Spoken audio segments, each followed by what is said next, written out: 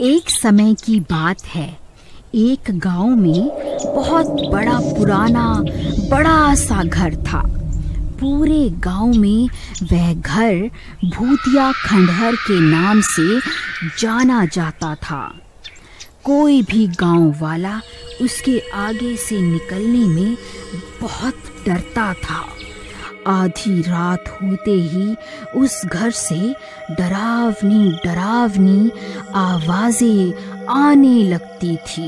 एक दिन रमेश नाम का लड़का शहर से अपने भाई के घर गांव आता है। रमेश वहां से गुजर रहा होता है। अरे रमेश, कहाँ जा रहा है? जरा बात तो सुन। मैं इतने बड़े घर में अकेली रहती हूँ।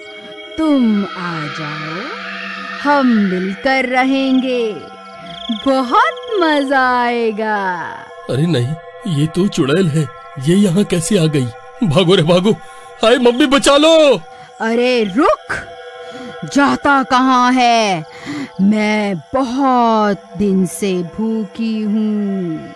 अरे मर गया, अरे मर गया, बचाओ, कोई तो बचाओ। फिर वो जल्दी जल्दी अपने भाई के घर की ओर भाग जाता है। अरे भाई दरवाजा खोलो, महेश भाई दरवाजा खोलो जल्दी। अरे भाई कौन है इतनी रात को जो दरवाजा पीट रहा है?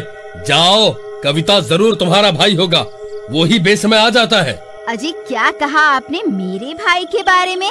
जरा अपनी आंखों का इलाज करवाओ। ये मेरा नहीं, आपके भाई साहब पधारे हैं। बड़े आए। अरे पागल औरत, वो शहर से बहुत सारी सोने की गिन्नियां लाया है ताकि यहाँ मेरे पास संभाल कर रख सके।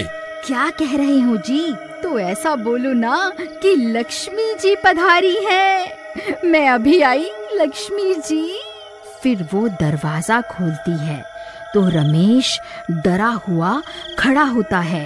अरे भैया, आपका गांव तो बहुत डरावना है। यहाँ आते ही ऐसा स्वागत होता है क्या?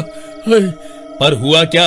इतने घबराए हुए क्यों हो? क्या बताऊं भैया, यहाँ भूतों का वास है क्या? मैं तो घर की ओर ही आ रहा था, लेकिन जिस रास्ते से आ रहा था वहाँ पर एक बड़ा सा घर था, और जैसे ही मैं उसके आगे से निकलने लगा वहाँ मुझे चुड़ैल दिखाई दी।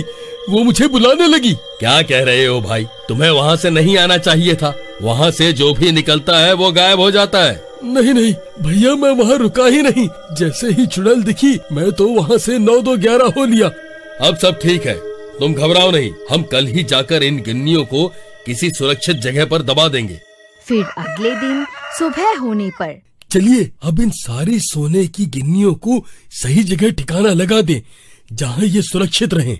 फिर दोनों भाई उन सारी गिन्नियों को लेकर घर से निकल जाते हैं। देखो भाई, रास्ते में वही खंडहर आएगा, तुम डरना मत और चौकन्ने रहना। जहाँ हमें जाना है वो रास्ता वहीं से होकर आता है और कोई दूसरा रास्ता नहीं है। नहीं भैया, मैं नहीं जाऊंगा। भाई कुछ नहीं होगा, अगर ऐसा कुछ हुआ भी तो मैं हूँ ना, तुझे कुछ नहीं होने दूंगा। फिर इतना बोलकर दोनों भाई निकल जाते हैं, और जब वह खंडहर आता है तो दोनों बहुत डर जाते हैं। वहाँ बहुत अजीब अजीब सी आवाजें आने लगती हैं।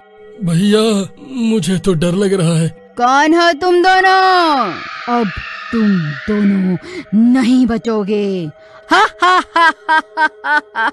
भैया अब हम क्या करेंगे? ये चुड़ैल तो हमारे सामने ही खड़ी है।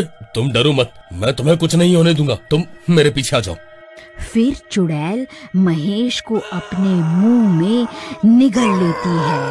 भैया नहीं, भागो यहाँ से, नहीं तो ये चुड़ैल मुझे भी खा जाएगी। मुझे किसी की मदद लेकर आना होगा। फिर वो भागकर वापस गांव जाता है। भाभी, भाभी दरवाजा खोलिए, दरवाजा खोलिए भाभी। अरे रमेश, तुम वापस भी आ गए? तुम्हारे भैया कहाँ हैं? नहीं भाभी, बहुत बड़ी गड़बड़ हो गई। वो खंडहर वाली चुड़ैल भैया को साबुत ही निगल गई। क्या? ये तुम क्या कह रहे हो?